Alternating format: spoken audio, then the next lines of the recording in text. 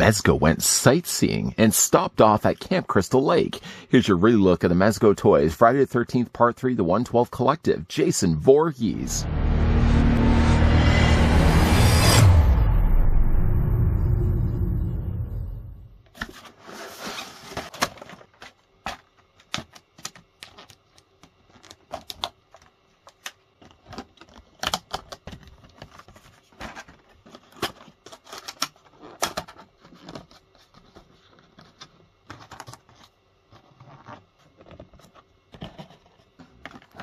Campers beware. Jason Voorhees from Friday the 13th Part 3 joins the 112 Collective. The 112 Collective Jason Voorhees figure includes 2 menacingly detailed head portraits and 2 removable hockey masks. Jason's axe accessory fits neatly into the gash on the wounded head, as well as the crack in his hockey mask, recreating the iconic finale from Friday the 13th Part 3. The infamous Crystal Lake Killer is outfitted authentically from the film. Jason comes complete with every weapon he used in the film: an axe, a machete, a cleaver, a wrench, a fire poker, knife, and spear gun. Nothing worse than when your summer getaway won't let you get away. Just before we get a closer look at the 112 Collective Jason Voorhees, yes, we have looked at this figure before, but have gotten quite a lot of requests to go back and look at this figure again. The tape measure is first to tell us that he's actually about 6 inches in height. In fact, actually, he's exactly 6 inches tall, and that works out to be a figure that's 15 centimeters in height. Here's a couple of other characters that would make getting away quite hard. First, here's what Jason Voorhees looks like with the 112 Collective Texas Chainsaw Massacre Leatherface. Escaping your dreams would be quite hard because of this guy. Here's what he also looks like with the Nightmare on Elm Street Freddy Krueger, also from the 112 Collective.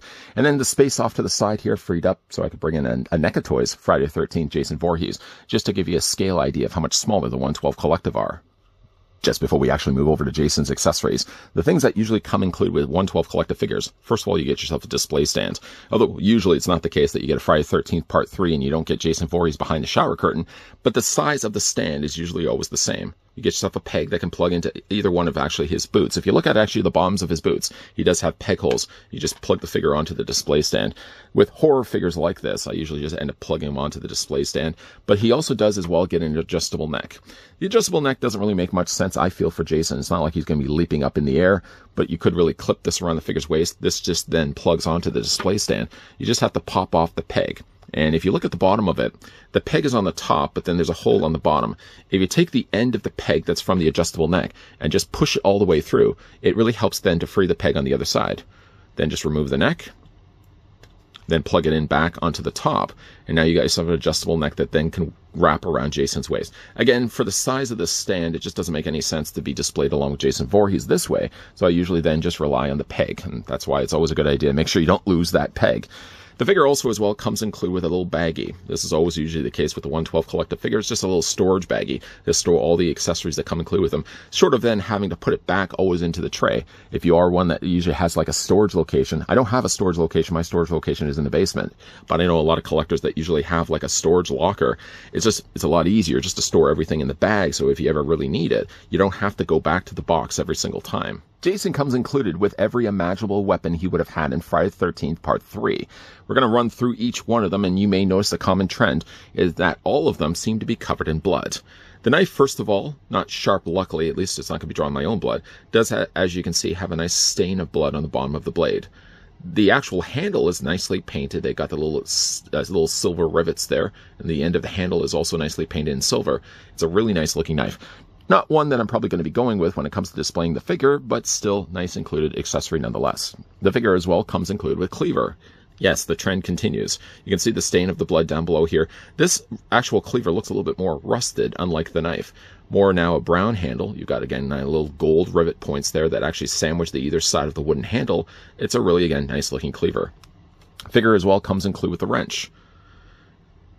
And you may stop for a second and say, I don't see any blood. I think there's actually blood like right around here. The adjustable wrench doesn't actually adjust. It's just molded here in plastic. Black on the end of the handle. Nice red handle. I love the way they've added a little bit of scratchings onto there, so it looks like the wrench is pretty old. The figure as well comes included with his harpoon gun, which I suppose is one thing that isn't covered in blood because he hasn't yet fired it. It still has the actual harpoon built inside the gun. It actually hasn't been fired off yet. You can see the way that it's got the elastic straps here, painted nicely here in brown. Other than that, it looks to be cast here in black plastic. When I have displayed Jason Voorhees, usually on my shelf, he tends to easily either be displayed here with the harpoon gun or the next accessory. And the next accessory just happens to be a pitchfork. The pitchfork, again, does have blood across each one of the individual teeth. And again, it's got a brown handle. It's a really nice looking, again, nice little pitchfork. The only thing about it, though, is you can see that the end of the teeth, the actual prongs of the fork, are a little more of a softer plastic. So you just want to be careful that these don't actually break. Usually I would display this with Jason Voorhees when it comes to displaying this guy on the shelf, and up to this point, because this is a re-review of the figure, I have actually displayed the figure with the pitchfork. Might maybe beeline it back, maybe to the harpoon gun. I really like the way of actually displaying the figure with the pitchfork, just because he makes a couple of kills in the barn using the pitchfork. The figure as well comes included with also as the axe. The axe is actually very similar in color scheme to the cleaver, kind of more of a darker gunmetal gray. Again, you got the blood on the end of the blade, and the actual handle does have a nice little wood grain to it. The figure as well comes included the fire poker, if I can actually pick the fire poker up. Now, again, some of the placement of the blood doesn't quite really gel to me. I mean, obviously the blood on the end makes perfect sense, but then it's just got these random places of blood just kind of on, I guess in a way, sort of the pitchfork is also the same way. It kind of gives us kind of a bit of a candy cane striping. It doesn't really make much sense, but I guess they wanted to be at least a little liberal when it comes to the paint applications. And I will say, at least for all the accessories, they're quite covered in blood. And then the last thing, probably the go-to weapon for many collectors, would probably be displaying the figure with the machete. Machete again has more darker gunmetal gray, a little bit of nice added silver, and of course you got that, got a little bit of blood down below there as well. Stop joking about that. Handle again looks really good on this. All of the weapons can easily be welded by the gripping hands that he currently has on the ends of his forearms. You don't have to swap them out right away. If you did, though, want to swap them out, the figure also comes included with a couple of gestured hands. I really like the look of these hands. What I have done in the past is had the figure displayed with, like already mentioned, the pitchfork, and then usually then just give him a gestured hand on the other side. Changing the hands from where he has right now, I mean, obviously, first of all, if you guys want to have him displayed with any one of the weapons, the plastic on the hands are pretty soft. So it's very, very easy to actually get any one of the weapons into Jason's grasp. A really nice way of displaying the figure. And with all the articulation that these figures actually do possess, it's very easy to get this guy in some pretty cool looking poses. Now that's the machete. I'll show you guys what he looks like with the harpoon gun. Again, the harpoon gun, there is really a dedicated hand for specifically holding the gun, but you could easily use any one of the gripping hands. And again, it's just a case of getting that in his hand like that. And you could just have him displayed, not dropping his hand in the process. Just plug that back in place. There you go. You can have the figure displayed as he is at the end of the pier. Looks good. Like I said, the figure also comes included with a couple of other hands as well. Specifically, a hand for holding the said harpoon gun. The difference is the fact that you can see the end of this one does have now a finger sticking out that's supposed to wrap around the trigger. So if you take yourself the harpoon gun, fit it in between his grip, just like that, wiggle it down, it actually fits perfectly around the trigger. You got the figure displayed that way. And then the last thing that the figure comes included with as well is this hand here, which is basically just more of a relaxed hand. Each of the fingers, as you can see, are very rubbery plastic.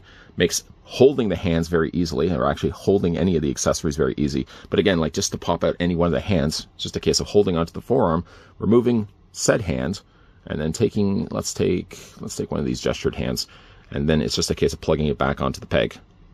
None of these hands, by the way, do come included with their own dedicated pegs.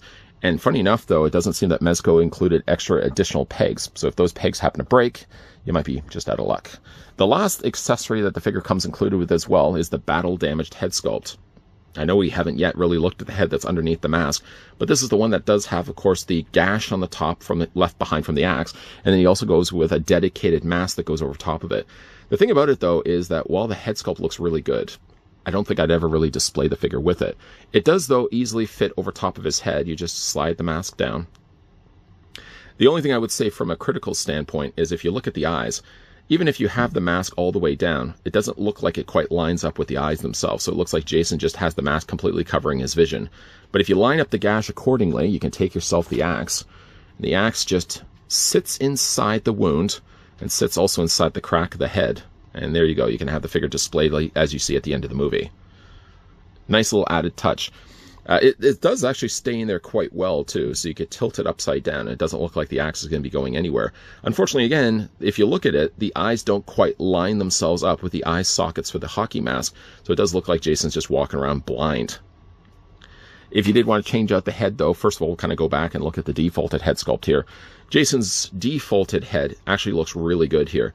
He's got sort of the large head there on the back, very large and thick neck there, and he's got the very large, chunky shoulders on the sides. None of these, by the way, are relying on padding. There's no padding actually on Jason. They just beefed up the body by adding some much needed additional plastic. If you were to just bring back the collar, for example, you can see like the shoulders are just all sculpted plastic. So I'm glad to see that they didn't just rely on padding on the actual shirt itself. Hockey mask does look good on Jason here. Got the chevrons nicely painted there on the sides, and then one, of course, in the middle. The coloring isn't quite white either. There's a little bit of an off yellowing to it. Of course, like in the movie, though, you can easily take the hockey mask off, revealing his ugly mug underneath. And to show you the difference between the two, let's just go ahead and take the hockey mask off the other one. It isn't also just the case that they took this head sculpt, just added a gash to it, and added the additional blood on the side. They actually changed his expression as well. And to change the heads, it's just a case of also just popping that off the ball joint. You would look at this and just assume that the ball joint being so big, it would be difficult to remove the heads, and it's actually not the case at all. The head just pops back in place very, very easily. And then you can have the figure displayed as he's seen running out from the barn at the very end of the movie. If really given again the choice, unless I had a second one of these, and with the prices of what these things were going for now, probably not going to be giving myself a second one, but if given the choice, I usually just end up beelining it back to displaying the figure with the hockey mask, but I think that both head sculpts are really well painted. Let's go ahead and just pop that off for right now. Pop the head sculpt back in place, and then just return the hockey mask over top of Jason's head. You can also have it like he sees as of course, he's got the noose around his neck. You can also have it where the hockey mask slides its way up his face. You can also have it displayed that way as well. For the actual outfit that he's wearing, it's pretty close to the way he looks in the actual movie. I will say, like, the green looks a little too forest green. I think it would be a little bit lighter than that. The pants are pretty close in color, but Jason comes across a little on the squatter side. If you were to say to compare him next to the Leatherface that we've already had a look at. I mean, Leatherface was also a squat character. I think a lot of it can be contributed to the length of their legs. The torsos aren't so bad, but the length of the leg kind of ends up resulting in the figures kind of looking a little squat. He does have the hump there on the back of the figure's body. In fact, actually, if you just move the collar piece down, you can actually see how much sculpting Mezco actually put into this piece. It's a really nice looking figure. Part of me would just really love to be able to take the shirt off and show you guys what it looks like underneath, but the shirt is actually sewn completely shut. The collar is fairly high, and actually proportionally to looking at the rest of the figure's body, the collar seems like it's a little too big. Sleeves also don't go completely into the ends of the hands. They sit up a little bit higher, but you can also see as well they sculpted just as much the arms as they did the hands. It's a nice looking figure. And of course he's got his big clunky boots down below as well. If you actually lift up the boots, they aren't quite shoes, they're actually fully realized boots. And some decent, again, articulation in there as well. We'll kind of look at that more in a moment. For the figure's articulation, boy, that didn't take that long at all. The figure's head sculpt is going to be on a ball joint. And even though it's only just on a ball joint, I think there's actually a second ball joint right inside the cavity of the neck. So it does actually give him quite a range of motion. You can move the head down this far. You can have it moving up that high. You can also move it back and forth. And of course, you can rotate it all the way around. Jason's shoulders come out at about 90 degrees, maybe a little bit even higher than 90 degrees. You can take those arms and move them forward. You can move them back. The figure does have a bicep swivel. Seems to have a double hinge on the elbow, and the hands do rotate all the way around. If I can get them all the way around. Upper torso is going to be on a ball joint. The lower torso is also on a ball joint. And you can also see as well, they even took the time to add the belt. Nice little touch there as well. Legs split out.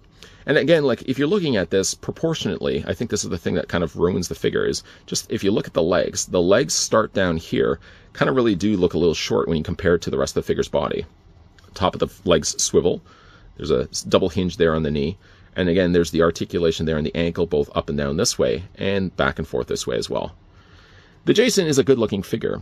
Missed opportunity, I really feel, that Mezco didn't decide to release this guy in NES colors, because if they've released him in NES colors, if you know me well enough by now, I would have jumped at the chance to grab that figure. This is, by the way, also the only time we've gotten ourselves a 112 collective Jason Voorhees. They have just very selectively chosen Friday the 13th Part 3 to be their Jason Voorhees, but they have yet to do any other figure based around that. I mean, with it usually being the case with the 112 collective, we usually only get one figure. So, like, for example, we only got the one Friday the 13th or one Nightmare on Elm Street Freddy Krueger. And as you can see, that's based on Nightmare on Elm Street Part 1, because, of course, he doesn't have the notable stripes on his sleeves. And we only got the one 74 Leatherface. Whether we will get any future sequel figures in the 112 collective design, I certainly hope is the case. I hope it's just not a case of one and we're done. We're not going to be doing any more of them, because I would love to have seen them maybe do a follow-up version to Jason Voorhees, or maybe a Jason from either 4, 5, hey, even 6.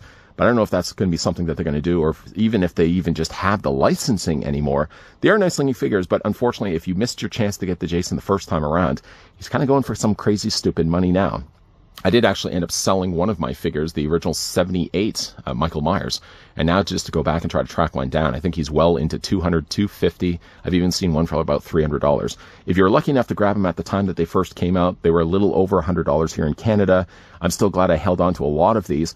They are a little outdated. I mean, I feel like with Jason Voorhees, like the head is a little on the larger side. He's got slightly squatter looking lower legs. But he's still a nice looking figure. And I will say, like with the 112 collective, even though you are paying a lot more for the figures, you do at least, I feel, get your money's worth with the amount of accessories that they throw in. Not to mention the way they've tailored the clothing.